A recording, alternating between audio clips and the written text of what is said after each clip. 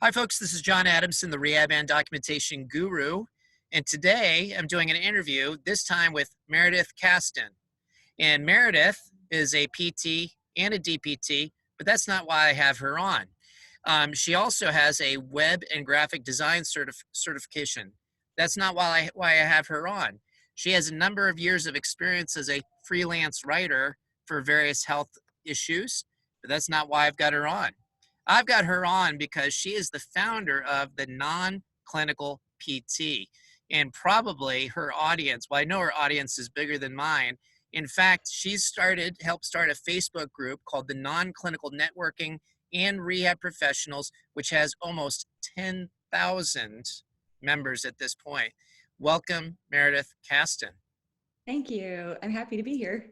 Well, I'm happy to have you. I've been following you for a while, and what's been interesting is I've noticed that basically interest in your group has just grown exponentially since PDPM and PDGM. But before we get into that, I want you to just tell the audience a little bit about yourself.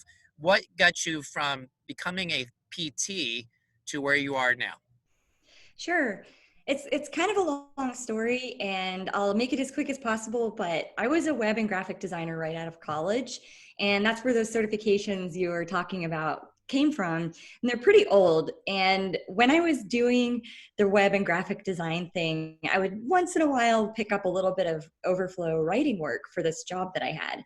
And I ended up getting hurt at the company party one day, and so I kind of dealt with this back injury the way a 25-year-old would deal with it, being like, oh, I'll just, it'll get better eventually. And it just didn't. And so I ended up going to my primary care physician, got a referral to PT, which I had never even heard of before. I think maybe I'd heard of it. Someone had a major of physical therapy, but that was the extent of it. I'd never been in as a patient. Nobody in my family had ever gone. So when I went as a patient, I was like, whoa, this is incredible, because I made a full recovery in 8 weeks for this injury that had been plaguing me. By the time I had gone, I probably had it for 4 or 5 months, and it was really annoying. And so ever since then, I kind of got it into my head that PT would be the thing to do. And I was a web designer for another couple of years and started sort of squirreling away money, but wasn't sure what I wanted to do, if I wanted to stay in the field. My sister's a career counselor, and she helped me really tease out the fact that PT would be a good role for me. And it was for a couple of years. And then I realized once I got out, and I think the theory of PT was a really good fit for me, and even some of the practice was a great fit, but the monotony of the same thing every day and some of the realities that we've experienced in healthcare, you kind of made note to it, even with the most recent changes. I just started to realize that a lot of PTs weren't necessarily viewed as anything but expendable in the workforce. So that type of thing, I think, having come from a different background, I really saw the difference in how you could be pretty appreciated by a workplace, or you could be treated more like a cog in the machine. And so I really started to realize quickly that direct patient care probably wasn't the best fit either. So it was a pretty sobering experience to be like, oh, career number 2 still isn't a great fit for me. But it all worked out in the end. Yeah, now you graduated from PT school when? 10 years ago, actually. I just hit the 10-year anniversary in April. So it was April 2010. So you've seen when we had fully adjusted to PPS back in the late 90s, we were in full swing. Companies were making gobs of money, plenty of therapy jobs. So you've come from that to then now you're seeing the impact of the major changes that have come about. So you've gone full circle like many of us in the career. Definitely. And I would actually say that my experience was probably a blend of those kind of glory day post PPS adaptation era people who say, oh, it used to be so wonderful. Some of the stories I used to hear at the very first job I had of how it used to be right before I got hired were pretty appealing. And I would always say to them, I think if I had started in that era where there was this kind of glory day of lots of mentorship time, lots of opportunity to really give the patients the care they needed and learn on the job, I think I would have enjoyed it a lot more. But when I graduated in 2010, it felt to me kind of like the beginning of the end, or the beginning of the end of the glory days. So I got just the very tail end of feeling like well, I had long enough for my treatments, but we were about to get that taken away. Or I felt like I had enough time for documentation, but then within the second job, that all went out the window. No documentation time was covered. And so it was interesting to really be graduating at that time when the first job I took, if I remember correctly, they had just laid off for the very first time ever from this hospital-based ortho clinic. They had laid off like 4 or 5 of their therapists, and then they replaced those therapists with me and one other new grad. So when we came out, there was a lot of bitterness in the department, and people were saying, oh, we used to have longer for our treatment times, and we had all these great therapists, and then it's all about money. And so that was my first exposure to PT, was kind of a bitter set of therapists. They were all phenomenal, really great people, but they were like licking their wounds from all of these changes that were happening and losing all of their friends, and then seeing this new crop of newly minted DPTs coming out and getting hired. It was a very strange time to graduate. Yeah, I lived part of those glory days. I'm a bit old, just a bit older than you, but back in '91, well before PPS, and we were, griping if we had more than 3.5 BID sessions at the rehab center I was at, because that was considered high productivity. Little did we know, but yeah, things have changed a lot. So, So much. obviously, a major component of the title of not only your company, but also related to what work you do is the term non-clinical. Can you define for us what non-clinical means? Sure. And I don't know if this is really what it means. It's the definition that I use, but I consider non-clinical work to be any form of work within, well, really in general, but I tend to use it in the healthcare space that doesn't involve direct patient care, meaning hands-on care, face-to-face with patients. So some people would argue that telehealth is very clinical, and I would argue that too, but I still kind of consider it non-clinical in the sense that when you go into telehealth, you're using your skills in such a new way, and you're really incorporating all of these elements of technology. And in some cases, you have to do marketing and sales. So I kind of include that in the umbrella, but generally it refers to jobs like admin, education, leadership, operations, compliance, recruiting, anything really where you're still using your degree and education to some extent, but you're just not directly treating patients. And that brings up, what you're talking about is a good segue into talking about what's your mission as the non-clinical PT? Sure. Well, my mission has always been from day one to be really just a source of inspiration and kind of a home for people. So when I realized at 3 years out, and then really hit kind of critical mass at 5 years out, that career number 2 was not working for me, and I thought about myself doing this when I was 65 years old, and was it was scary for me because I was like, I don't think physically and emotionally I will hold up to this. I felt super alone, and I felt no support whatsoever. I mean, support from my family and friends, sure, but from the profession, from others in my field, from colleagues, from classmates, because most people didn't know what to make of it. And I remember saying to them, I want to do something that uses my background. I want to do something that uses the PT stuff that we learned. I love the theory. I love the fact that you can heal people through movement. That's phenomenal. But I just don't know if I can be in this role of direct patient care. So from day one, the mission has always been just putting out content to make people realize that there are other paths that you can take, and that you're still a PT. And in the case of occupational therapy and speech language pathology professionals, the same thing goes. You're still an OT or an SLP or an assistant, an OT assistant, a PT assistant. You are still any of those things if you go and become a rehab liaison or you go into education. But it's an and, not an or. And I think that that's a really critical part of what's been missing for many years in the profession, is embracing people who take that path, not just when they're 50 or 60, but when they're 30 and they're fairly new out of school. Because a lot of those people that do want to take the path early on, they end up going into technology or informatics, and they can make a lot of really cool differences. And the people who wait and they make the switch later, then they're going to have a whole different set of skills. But I do feel that there has historically been a bit of shame and just making people feel a little bit bad about their decision. Or in my case, I just felt super alone, just really, really alone. And I was like, I guess I have to figure this thing out. Well, it's funny that you mentioned that people might feel shame because they get their degree and then they don't want to see patients. But we see this all the time. People get like art degrees, can't find a job, and they work construction, or it happens all the time. Why not us? Yep.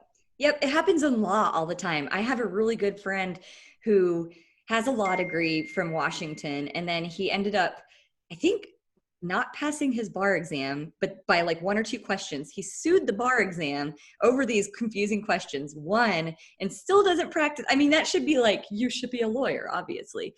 He's not a lawyer. He works for the local government and he loves it. And you see it in so many paths. One of my friends from a writing job that I had, he was a former teacher who got fed up and went into content creation. And so, like you said, you see it all the time. You see it especially strongly in the nursing profession. And incidentally, I just spoke with someone recently who is in leadership at a company with a lot of nurses in leadership. And so they'll send him to these conferences alongside the nurses. And he said they have entire nursing leadership conferences out there that are devoted entirely to promoting nurses in these leadership and management and operations and non-clinical spaces. Meanwhile, we now do have this Beyond Clinical Practice Catalyst group as of about a year ago in the APTA, but until a year ago, we had really nothing. And so I think it just speaks a lot to kind of what our profession has felt like to a certain point, and now what we're starting to lean toward as we move forward.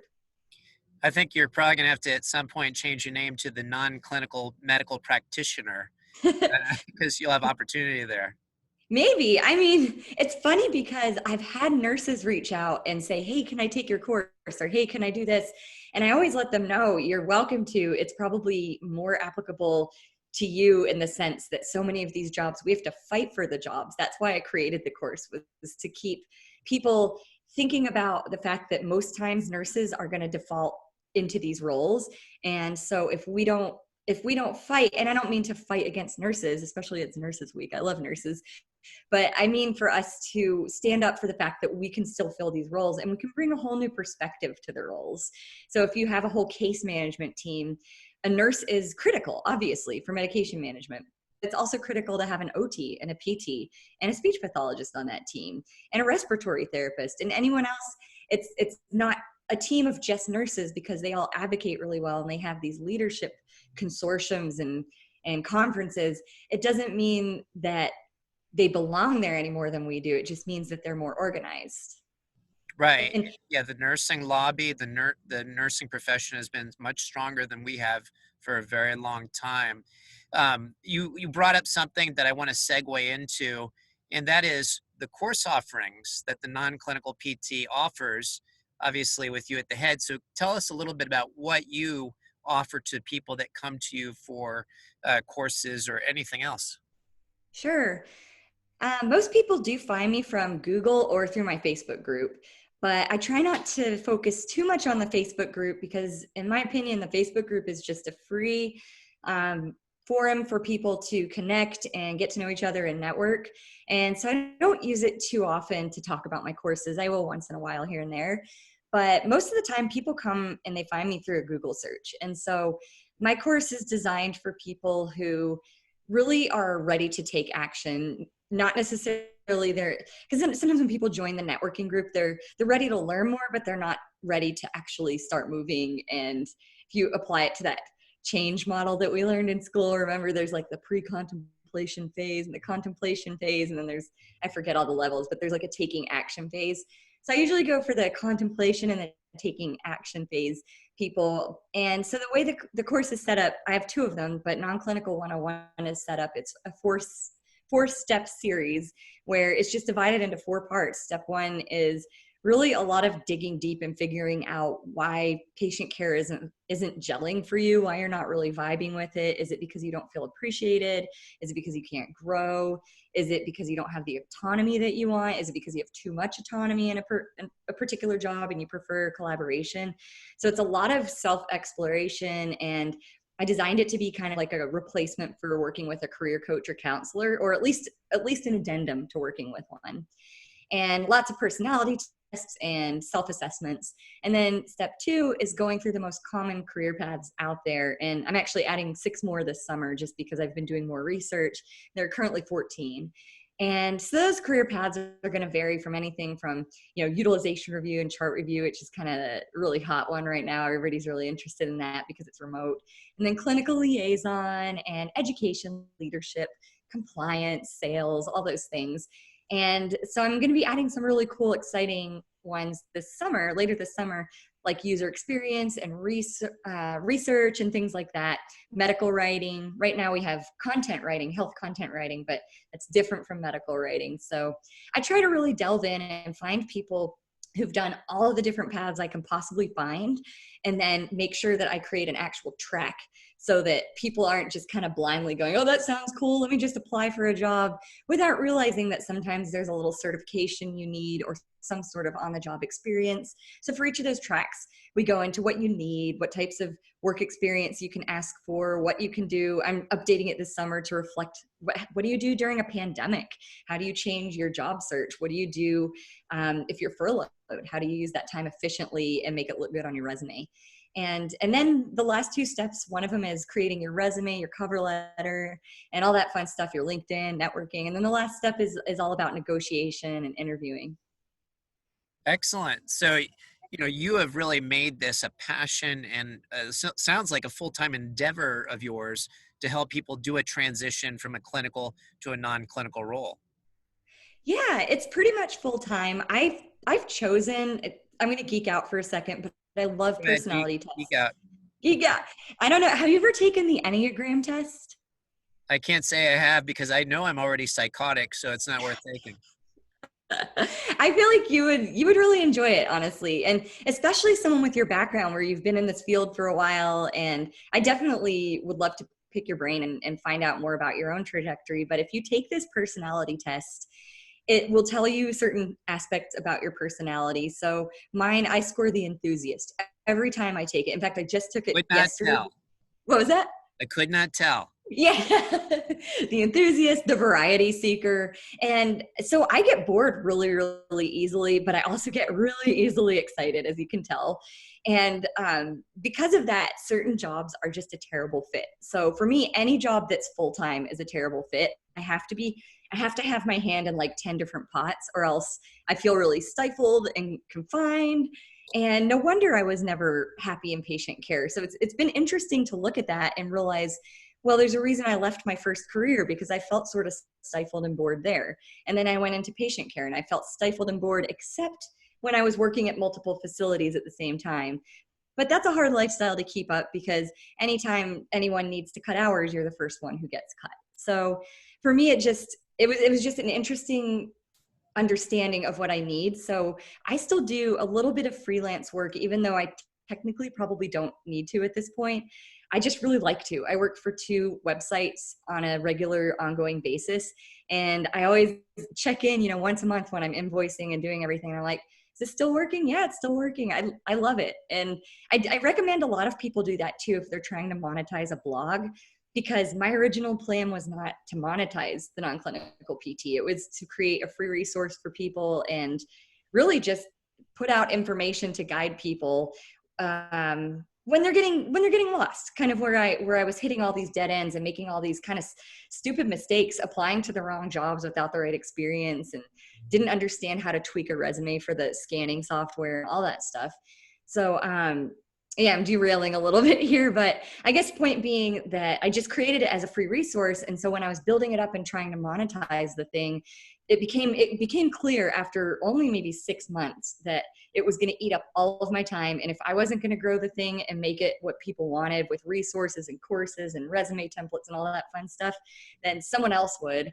And I was like, well, I mean, I might as well just keep going with what I'm doing. And that's when I switched over into freelance writing, initially with these same 2 clients. And I was like, I'll just take a chance here, and eventually maybe I won't need the freelance.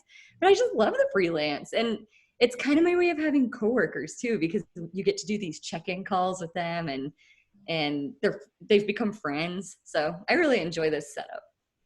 That's great. Well, there's a couple of proverbs. One is the worker is worth his wages.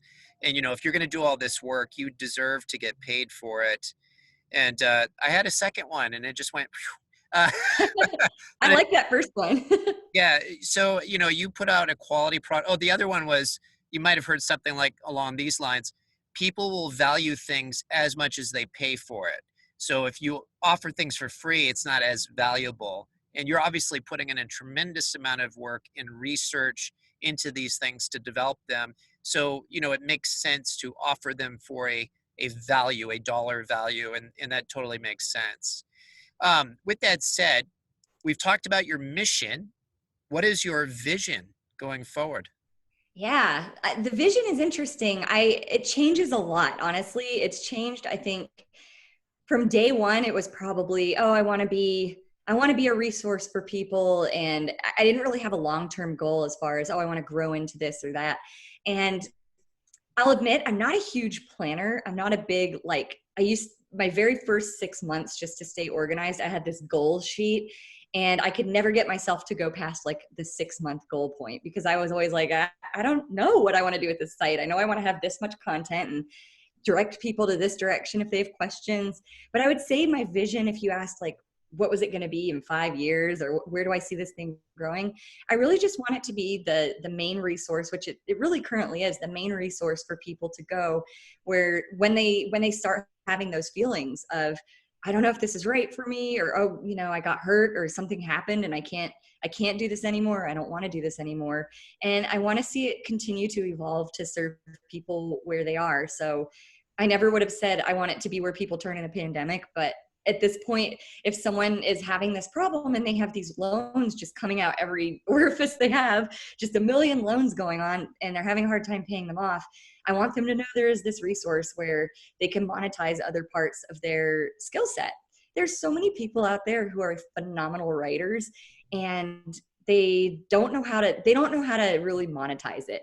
And in some cases, they don't know how to do the kind of writing people are going to pay you to do, but there are courses out there for that. And so for people who want to take these tracks, they just need to know that the courses exist. They need to know how to assess themselves and say, well, all I've done is PRN clinical work. What does that mean? Well, it means that you're adaptable. It means you're flexible. It means you learn easily. It means that you build rapport easily. So they just need to be able to look at their career trajectory and say, here's what I've accomplished and here's how that's going to translate into a new role. But again, I don't want people going, I always like to say, don't jump from the frying pan into the fire, because I did that a couple of times when I first made this move out of patient care. I didn't know what I wanted. I knew that I needed to do something else, or else for me, it was kind of physical. I was just getting a ton of aches and pains, and it was kind of emotional. I was coming home just like drained, upset, taking home my patient's pain. And so I felt like I need to make a move soon, or else I'm going to start hitting that point where people think, oh, she just jumps around so much. Why would we ever hire her? And so because of that, I made it worse for myself because I jumped into a couple of roles that really weren't even right. And one of them was a huge pay cut and they didn't know how to use me. I mean, it's a long story, but I just don't want people to make those same moves. I want people to be strategic about it and to take advantage of the new resources that we've got now in the APTA, and just the fact that people are open to this idea. And that's always been kind of what I've just defined as success from day one. My mission was always, put people before profits, put the mission of helping people and disseminating the information. I'm always going to make my decisions on what do people need and what's going to make their life better. And then if I can monetize that, fabulous. But if I can't, it's not going to stop me from doing it. And so I think that's sort of been my driver. And I now think that my definition of success being that's been what I've been trying to do. I feel like I've met that in a sense, because people now who want to leave patient care, I find that they're not, you'll see it in the Spotlight series that I run. The people who've made the transition more recently don't tend to say, oh, people looked at me askew when I decided to change roles, or, oh, yeah, I got some weird looks. But if you look at some of the people who made the transition 10 years ago and they're sharing their story, there was much more, oh, won't you miss patients? So I look at that as a huge success, just the fact that people are looking at things differently. I don't want to take credit for all of it though, because I think a lot of it is the fact that the industry has changed. And so people are just forced to look for other options. But I'm grateful now that people are looking at non-clinical options and saying, hey, this is awesome. You know, I can use my career, I can use my experience in a whole new way. And I don't have to start over and go get a real estate license just because that's what people say I should do. Right. Yeah, that's a really good point. Yeah, especially people like me who have been in the career for a while, you think, why would I want to go back to school for anything at this point? And you bring up really good ideas there. Well, Meredith, I wanted you to share. So this is a time of selfish self-promotion here. Tell everybody how they can get in touch with you, how they can, engage in your products, things like that. Sure. Thank you.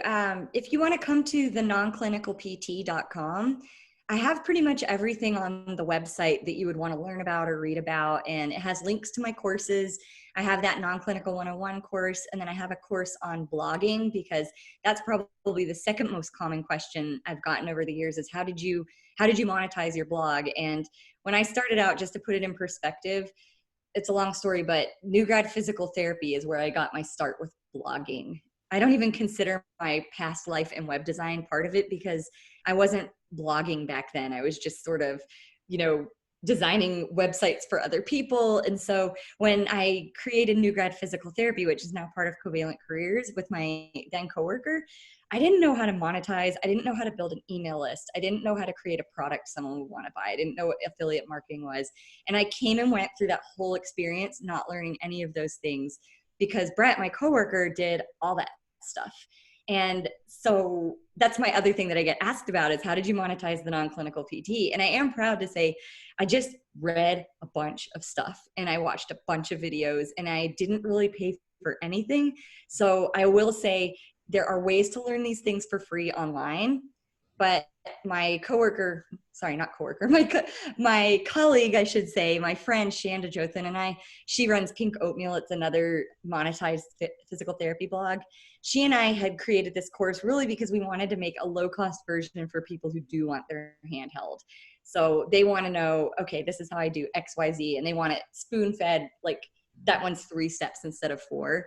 And so we did create that course, and that's an option. But that's the second most common question I have is how did you monetize? And it's not something I can answer over email very easily, but it is something I can point someone in the direction of a course, or I can just say, hey, follow these people on I really like Amy Porterfield and Pat Flynn for podcasting. And so anyway, I'm getting off track a little bit more. But the non-clinical PT also has a link to my networking group, which is the one that you mentioned, non-clinical networking for rehab professionals. And I have a LinkedIn group, and I have a job seeking group on Facebook called Non-Clinical Job Postings for Rehab Professionals. And if you sign up for my email list, which is probably the best thing you could do, then you will get jobs emailed to you, and you will get discounts when my course goes on sale, and I spotlight people. I think I mentioned that earlier, but I run this spotlight series because that was one of the very first things on the site that I created, was just kind of like a written podcast. And it just takes different people who've taken these non-traditional paths and really gets to know them and asks all these probing questions about how did you get there? What would you do differently? And so, yeah, just check out the website and reach out if you have any questions. Wow. Okay. Well, that's awesome. Well, Meredith, we're going to wrap up now. So Meredith Castin, Doctor of PT, and she is a jack of all non-clinical trades, as you've heard. I just want to thank you for joining me today.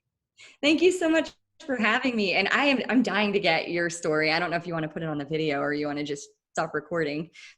I'll tell you after the recording. Nobody wants to hear about me. They've already heard about me. Okay, if they've already heard about you. But thank you. This has really been fun. I appreciate it. My pleasure. John Adamson, the Rehab and Documentation Guru. Remember to like and subscribe. Take care, and God bless.